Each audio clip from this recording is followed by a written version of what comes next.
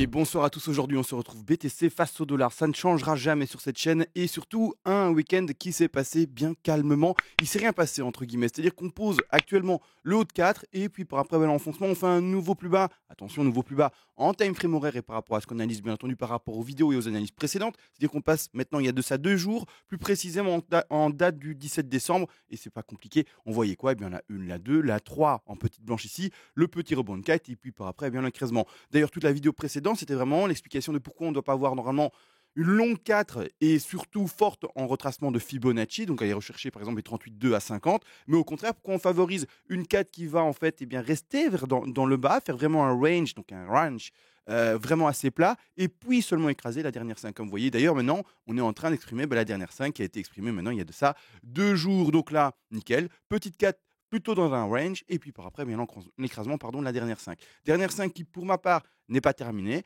Malgré tout, si elle devait être terminée ou quoi que ce soit, on va regarder le décompte alternatif, parce que je rappelle que vous pouvez trader tous les time frames que vous voulez. Si vous voulez trader des toutes petites time frames en horaire, faire du swing, voire même partir dans du scalping en quart d'heure, en minute ou voire même en seconde, vous pouvez. Pour ma part, j'ai un style de trading différent et donc c'est ce que je mets en avant dans mes vidéos. Mais si vous voulez partir sur du trading plus dynamique, c'est-à-dire que plus de fréquences par jour, bah, vous pouvez bien entendu. Moi, c'est de la fréquence qui va être activée par rapport à un trade, ouverture de trade, et puis je le clôture. Si ça va vite, dans les 3 4 jours à venir. Si ça va très lentement, parfois un mois après, d'accord? Et voire même parfois plus tard encore. Donc, tout dépend de son trade. À vous de voir comment vous voulez tenir le vôtre et lesquels vous prenez, bien entendu. Donc ici, pour le moment, bon, ben, la 4, nickel. Et maintenant, on va chercher la dernière 5. Super également par rapport à ce que j'avais expliqué. Rappelez-vous, ici, hein, pas compliqué. On disait qu'on voulait voir eh bien, la divergence. La divergence s'indique pour le moment, bon, en horaire. Mais on va regarder ce qui se passe en 4 heures. En 4 heures, est-ce que ça a une belle tête? Oui ou non? La divergence est encore également là. Donc parfait pour également indiquer cette dernière 5. Ceux qui veulent toutes les explications par rapport aux divergences et la lecture eh bien, des Wave, allez voir la vidéo précédente, c'est pas plus compliqué. Tout est dit, mais je vais éviter de refaire du redit, en tout cas trop fréquemment. Donc là, c'est nickel. Malgré tout, nous maintenant, on doit continuer le décompte et se dire bah, où est-ce qu'on en est, d'accord, pour essayer d'être un peu précis. Après, la précision, est-ce qu'elle est si importante quand on ne travaille pas les petits time frames? Bien sûr que non, d'accord. Moi, je le fais pour un côté pédagogique, pour vous apprendre les choses, pour pouvoir eh bien voir un maximum de cas de figure et voir également les erreurs possibles si j'en fais, bien entendu, et que on n'est pas sur une lecture d'avenir. Et d'ailleurs, vous vous rappelez aussi eh bien, tous ces petits indicateurs tels par exemple le H-ribbon, le P-cycle ou d'autres, hein, Golden Cross, Death Cross ou peu importe l'indicateur, MACD aussi, eh bien, parfois ils se trompent, parfois ils ont raison, mais ils n'ont jamais un ratio de 100% j'ai raison et je ne me trompe jamais. Et d'ailleurs, bah, si on ouvre ensemble le H-ribbon, hein, vite pour le remontrer parce que tout le monde n'a peut-être pas vu la vidéo précédente, le H-ribbon, bah, il nous avait bel et bien fait une petite pastille bleue et ce n'était pas le bottom en mois ici, c'était attendez, je ne me trompe pas. C'est bien ici? D'accord. Donc ici en mois de août, d'accord? Non, on n'était pas en août, on était en oui, c'est ça, en août, d'accord? En août-septembre ici, ben non, d'accord, c'était pas le bottom et pourtant petite pastille bleue. Donc on fait toujours attention à ça, d'accord? Et c'est la même chose en Elliott Wave. Elliott Wave ne fait pas exception, on peut se tromper. Maintenant que ça c'est dit et fait, d'accord? On va essayer de décompter dans les petites time frames. Donc je vais passer en horaire, hop, je passe en horaire. On va faire ça, on va zoomer, d'accord? Sur ceci. Alors pourquoi on passe dans ces time frames là? Parce qu'il faut pouvoir décompter, ou en tout cas, si on a envie de faire l'exercice, cette dernière vague en 5, d'accord, attention, qui va vers la 1 ici, dans une plus grande intensité, d'accord, de 4 vers 5, en 5 vagues. Il faut réussir à la décompter en 5 vagues. Et d'ailleurs, je reviens juste un peu en arrière. Là, j'avoue, la 2, la poser là, un peu complexe dans l'idée. Donc, je ne fais pas attention à cette time frame là. Je me dis, OK, il y a N2 dessiné dans le Schmilblick ici. Le décompte est compliqué. Je passe à la time frame supérieure, d'accord, c'est-à-dire que je vais me référencer pour mon trade, et c'est comme ça que d'ailleurs je le fais toujours, eh bien sur le rebond important à venir après. Parce que ce rebond a été travaillé également, vous le savez, et on l'attend, d'accord. Et c'est là, en tout cas, que personnellement, je vais ouvrir ce trade. Donc là maintenant, on va regarder dans la petite time frame ce qu'on fait. Alors là, c'est très simple pour le moment, d'accord. Et tout le monde peut décompter, à mon avis, cette petite time frame. Donc je vais bien caler la 4 là-dessus sur la mèche. Et là, bon, vous allez compter avec moi, pas très compliqué. On part sur une 1, voilà. On part sur une 2, on part sur une 3, on part peut-être sur une 4 finie ou peut-être un peu plus tard, ça c'est pas important. Mais bon, dans la dynamique, ça a l'air d'être fini, mais on s'en fout, donc on va le poser à côté, on va voir ce que le BTC nous fait. 4 avec petit top ici ou 4 plus tard. D'ailleurs, du coup, on serait dans comme on écrase le top de 1, pour ceux qui ne connaissent pas toutes les règles, qui se disent ça c'est ma déjà, c'est pas possible, parce que la 4 elle écrase le top de 1, Google, hein, Google est votre ami, vous allez taper ending diagonal, leading diagonal en Elliott Wave, et vous aurez un tas d'images. Et vous verrez qu'en fait, ça existe. Mais ce sont des règles particulières, des constructions de vagues particulières qui ne se font pas tout le temps et dans n'importe quelle vague de degrés supplémentaires, c'est-à-dire de degrés plus hauts, de degrés plus grands. Bref, ce sont des règles bien entendu à connaître. Et d'ailleurs, ceux qui disent: «Beh, c'est vrai, je connais pas toutes les règles, en effet. En plus, j'aime bien le petit gars qui fait des vidéos, j'ai envie de l'aider». Eh bien, heureusement, sur cette chaîne, il n'y a pas de lien d'affiliation, de parrainage par rapport au attendez, j'ai mon téléphone qui sonne et ça ne va pas. Voilà.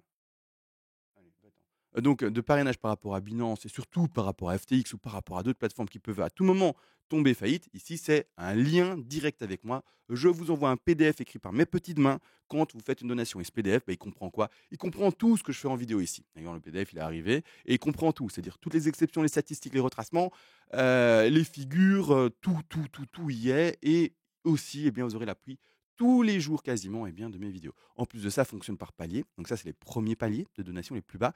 Et les paliers les plus élevés, eh bien, c'est pas compliqué. Également ce PDF si vous voulez, bien entendu. Et également une analyse à la demande sur l'actif spéculatif de votre choix. Et j'en ferai une vidéo privée pour vous avec un plan de trading et un plan d'investissement, si c'est pas beau. Bon, petite pub de fait pour la chaîne. Let's go, on continue ça. Et donc, pas compliqué. 1, 2, 3, 4, 5 avec une ending possible. D'accord? On va voir si elle finit maintenant, plus tard, on s'en fout. Grossièrement, on attend. D'accord, et par après, ben, on s'attend normalement à un enfoncement supplémentaire, comme vous le voyez ici, de la dernière. Et je vais vraiment fermer ce téléphone. C'est pas possible. Bon, et du coup, par après, dernier enfoncement. D'accord. Là, une fois qu'on a fini ça, moi, si j'arrive à compter ça, 1, 2, 3, 4, 5, des comptes parfaits. Des comptes parfaits. Et c'est-à-dire que si je vois un rebond qui se fait. Oups, je voulais pas faire ça, je voulais mettre à l'échelle.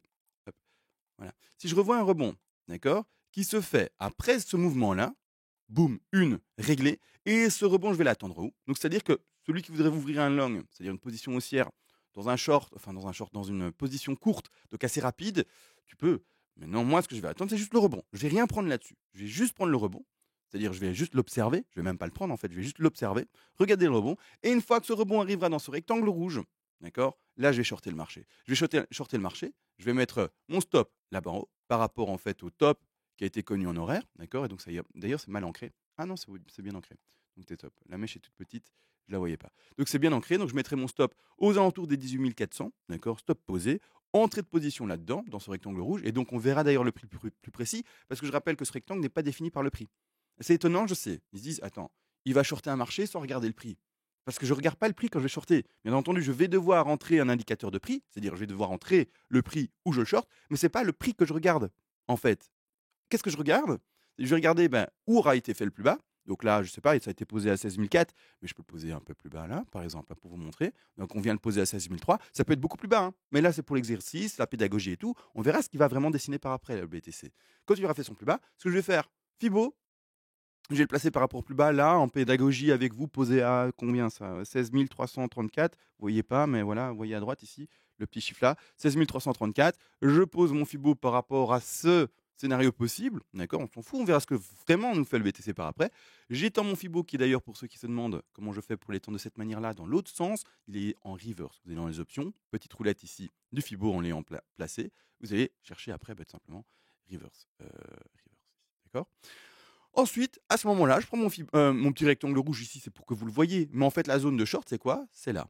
D'accord? C'est 50 à 61,8% de Fibonacci. Et donc, regardez, quand je short, je ne regarde pas le prix. Je m'en fous du prix. Ce que je regarde, c'est ça. C'est cette zone-là que je short. Les 50 à 61,8% de Fibonacci. Et puis après, bah, pour l'indiquer bah, dans mon échange de trading, bref, on s'est compris sur ma plateforme de trading, bah, je regarde à combien correspondent les 50.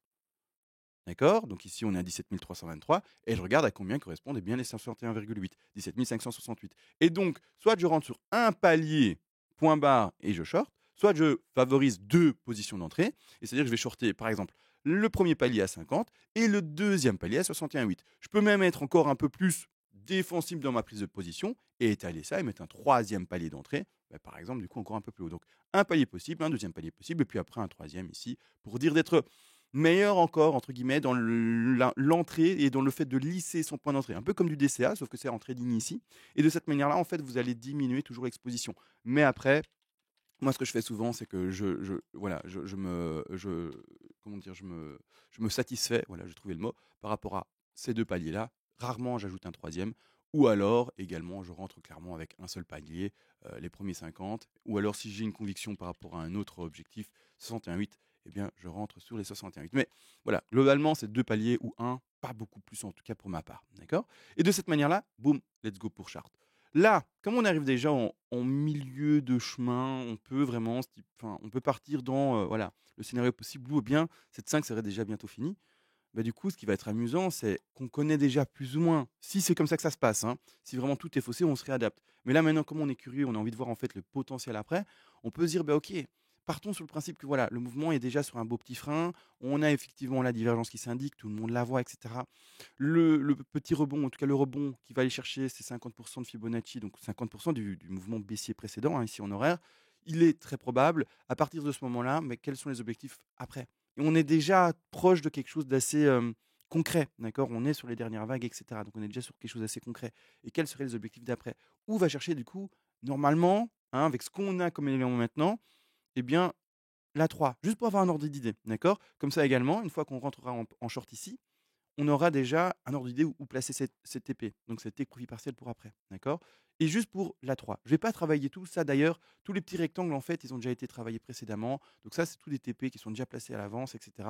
Mais on va les peaufiner, bien entendu, avec eh bien, les analyses à venir et le cours réel du BTC. Mais là, c'est-à-dire que la 3, je suis quand même curieux, je sais pas vous, mais je suis curieux de voir eh bien, où est-ce que je peux l'attendre, euh, minimum, et également du coup je vais pouvoir déterminer mon ratio possible. Mon ratio, par rapport à mon trade avec un stop qui est posé là-bas en haut, à 18 004. D'accord? Alors, je vais regarder ça. Je prends, bien entendu, mon Fibonacci d'extension. Je le place, peu importe. D'accord? Là, on est avant qu'il y ait quoi que ce soit. Il n'y a pas encore de rebond. On ne sait pas où sera le bas de 5, etc. Le bas de cette grande une, du coup, vers la 2. Mais je le pose ici à 16 335. Ça a l'air plutôt correct comme projection de prix. Ensuite, bon, ben, ça a été calculé par rapport au prix que je viens de le poser là. Il sera modifié par après si le prix hein, de ce bas-là, que je montre ici avec ma petite croix, sera différent. Mais on se réadaptera par après. Là, pour le moment, je le mets au milieu. Pouf, comme ça, je suis entre 50 et 61,8, je fais un travail global, et puis ça ne change pas grand-chose. Hein. Vous voyez, il n'y a pas grand-chose comme différence de prix en termes de dollars. L'objectif minimum d'une 3, et c'est d'ailleurs ce qu'on va faire maintenant. Je ne vais pas faire les maximums, les minimums, je vais juste faire le minimum, comme ça j'ai un ordre d'idée minimum de trade possible, d'accord? Voir s'il est bon à prendre ou s'il est mauvais au contraire. Objectif minimum 161,8. D'accord? 161,8, c'est-à-dire ici un prix de 3 qui irait chercher les 14 420 dollars. Ça, c'est minimum par rapport à ce décompte-ci en Elliott Wave, en surtout impulsive. Ensuite, rebond de 4.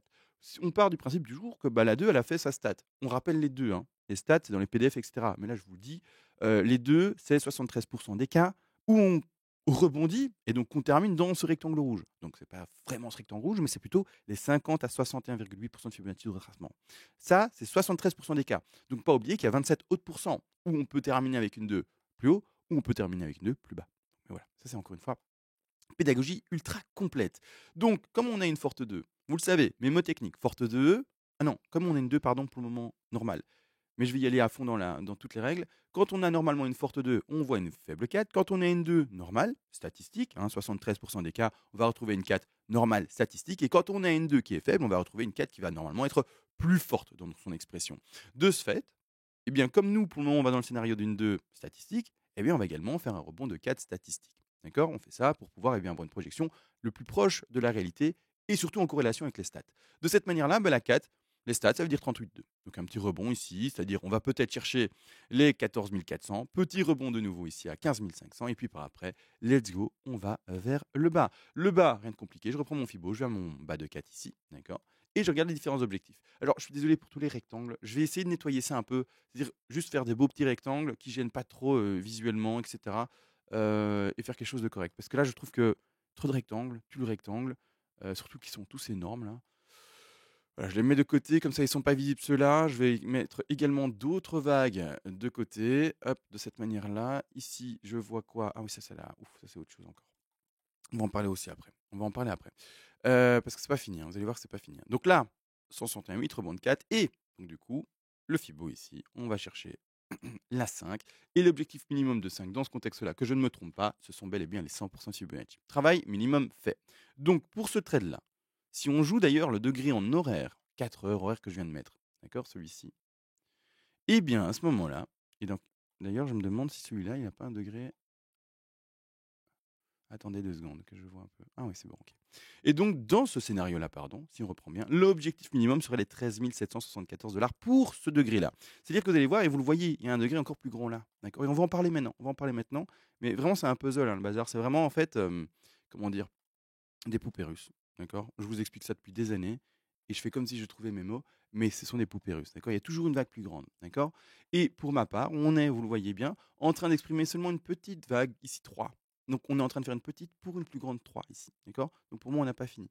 Donc tout de même, celui qui veut trader cette petite time frame sans se dire je vais aller compléter les time frames encore plus grandes, eh bien voilà, ton objectif c'est quoi? C'est ici plus précisément les je me suis pas trompé, hein. On voit vite ça rapidement. Parce que j'ai l'impression d'avoir fait une manipulation en trop. Ok, c'est super. C'est ton objectif ici des 13 789. D'accord? Ça, c'est l'objectif minimum. Et donc, est-ce que le trade dans cette time frame-là, par rapport à cette vague-là travaillée, si tu veux te contenter de celle-ci, est intéressant? Là, tu prends ton short position. Tu vas à ton point d'entrée. Là, on fait que de la simulation, hein. Voir si juste déjà, si ça se passe sur le cours, est-ce que c'est intéressant de rentrer avec les perspectives minimum de baisse. Hop, on étend jusqu'à la baisse statistique normale minimum et on regarde le ratio. Ratio de 3,74, bon ratio, on peut rentrer en trade, d'accord? Encore toujours avec la précaution d'un bon risque management. Je rappelle, pour ma part, un bon risque management, c'est quand tu ouvres un trade, et n'importe quel trade, tu as déjà déterminé la valeur que tu vas perdre par rapport à ton capital trading total. C'est-à-dire que tu sais quelle somme tu vas perdre sur chaque trade. Chaque trade, si tu le perds, tu sais que tu vas peut-être perdre 1%, 2%, c'est toi qui définis eh bien, en fait, cette grandeur sur ton capital trading total. Et c'est cette répétition-là et cette rigueur-là qui va faire qu'à force, eh bien, en fait, tu vas gagner de l'argent. D'accord? Mais si tu n'as pas de rigueur, que tu joues des trades, tu dis, bon, là, je joue, allez, sur ce trade-là, je mets 1000, j'ai une exposition de ça, j'ai un ratio de ça, j'en sais rien, on va voir si je perds, je perds. Et je sais pas combien je perds réellement, mais on verra, ça va être un peu violent, ça va me faire mal, mais bref. Cette logique-là, non, d'accord? Tu dois savoir combien tu vas perdre. Et tu dois te tenir à ça, d'accord? Et oui, on gagne de l'argent petit à petit, d'accord? Tu deviens pas riche demain, tu deviendras pas riche dans une semaine, deviendras pas riche dans 10 ans, d'accord? Et pourquoi je dis ça? Parce que même 10 ans, tu te dis, ouais, mais c'est chiant ce que tu dis là. Parce que souvent, on me dit, écoute, CMA, si vraiment je prends la précaution que tu donnes, effectivement, le risque management est peut-être bien tenu, mais on gagne tout le temps des petites sommes. Mais tu n'es pas riche maintenant, d'accord? C'est pas la magie, hein, d'accord? Le trading, c'est un travail, hein, d'accord? Il faut pas croire que le trading, bah, boum, ça va te donner un salaire de ouf direct. Et certains qui me disent: «Oui, mais alors, on va jamais gagner, dans la journée 3 000 4 000 et cetera par rapport à un trade». Mais mon ami, c'est normal. Ceux qui gagnent ces sommes-là, 3 000 4 000 par jour avec un trade, par exemple, s'ils le perdent, hein, d'accord? Ce sont des gens qui ont un capital beaucoup plus important que toi, d'accord? Et ces 3 000 4 000, c'est très peu par rapport au capital qu'ils ont, d'accord? Tu comprends? Tout est relatif et ces gens qui ont un capital énorme, 3 000 4 000, je t'assure que c'est rien par rapport à leur train de vie. S'ils ont un train de vie, encore une fois, est toujours en corrélation avec leur capital. Il se peut qu'ils aient également, comme certains, on va parler d'Elon Musk par exemple, eh bien pas vraiment de chez soi, ou en tout cas c'est ce qui se dit, qui vit dans les bureaux de son entreprise ou de ses entreprises, qui dort chez des amis, et en fait il paye pas le loyer, etc. Enfin bref, on s'est compris, quelqu'un d'hyper radin. Mais normalement, quand tu as un train de vie intéressant et que du coup, en trading, tu as des gros capitaux de trading, mais quand tu gagnes 3 000 c'est rien, d'accord? C'est vraiment rien. C'est juste peut-être le loyer, je sais pas moi où tu vis, moi, mais de ton garage pour ta caisse, quoi, pour ta voiture. C'est rien. Et encore, normalement, si tu as ce train de vie-là, bah, tu l'as acheté, hein. Mais tu as compris ce que je veux dire. Donc, tout est en rapport avec tes capacités. Si tu espères gagner d'ici demain 3 000 en mettant levier 50, levier 100, c'est ridicule, d'accord? Tu vas juste te faire avoir. Tu dois gagner ce qui est en corrélation avec ce que tu fais et ce que tu as comme moyen, d'accord? C'est pas le loto. Si tu crois que c'est le loto, ben justement, tu t'es perdu, tu t'es trompé, et alors bah, retourne au loto, vrai. Mais tu verras, tu as très peu de, choses de chances de gagner au loto. C'est la même chose ici. Tu as très peu de chances de gagner en trading dans cette logique de je vais mettre un levier 50 et dans cette logique de je vais gagner 3 000 € en jouant 10 dollars par trade. J'exagère, hein, mais c'est pour faire comprendre, d'accord? C'est pas possible, d'accord? Et oui, le trading, c'est long et fastidieux. Là, c'est l'honnêteté qui parle, mais il faut arrêter de dire n'importe quoi par rapport à ça. Donc voilà, d'accord? C'est un job, en fait. C'est un job et puis c'est tout. Ça, c'est fait. Maintenant, du coup, là, ce qu'on vient de faire, c'est les petits degrés. Moi, ce qui m'intéresserait, c'est peut-être d'ailleurs pas directement attaquer le grand. Pourquoi? Parce que je suis quand même curieux d'abord de décompter ça avec vous. Et surtout que le grand m'invite à aller beaucoup plus bas et donc de voir des extensions là-dessus. D'accord?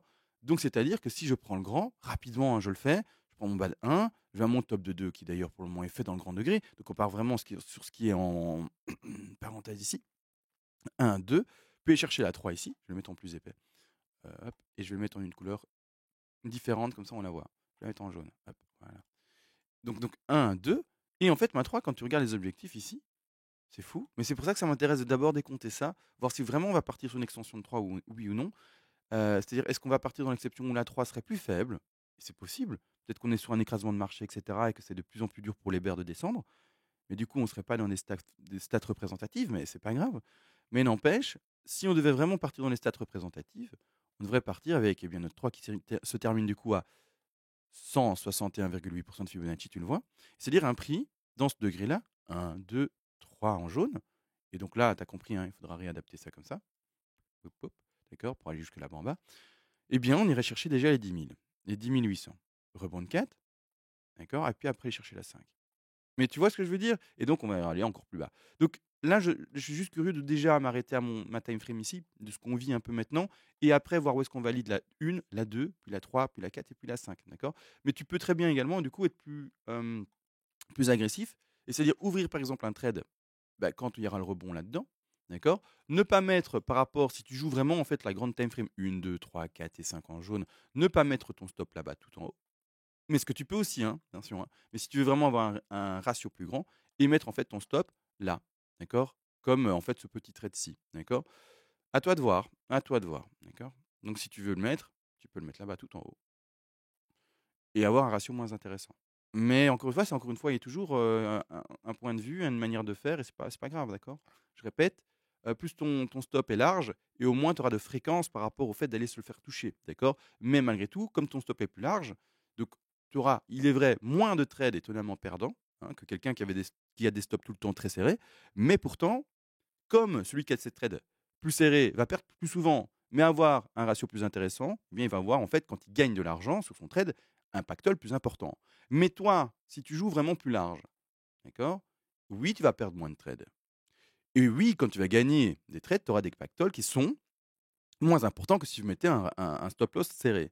Mais l'un dans l'autre, comme dans l'un, tu perds moins de trades et dans l'autre, tu perds plus de trades, mais que celui où tu perds plus de trades, tu as des gains qui sont plus importants et celui où tu perds moins de trades, tu as des gains qui sont moins importants, eh bien en fait, vase communicant, on arrive plus ou moins au même résultat. Attention, j'ai plus ou moins parce qu'il y a toujours, hein, d'accord, vous pouvez faire une étude de ça et me dire, ben non, en fait, celui qui fait ça, eh bien, il gagne toujours un peu plus ou un peu moins. Mais bref, vous aurez compris, en fait, ça revient un peu au même. Donc, à toi de voir encore et toujours comment tu gères avec le stop loss, etc. Si tu te contentes et si tu veux en fait des chiffres impressionnants, ben, va sur en fait du stop serré. Et si au contraire tu veux être plus papy, ben, va sur des stops larges. Mais en fait, le résultat au final, c'est quasiment le même.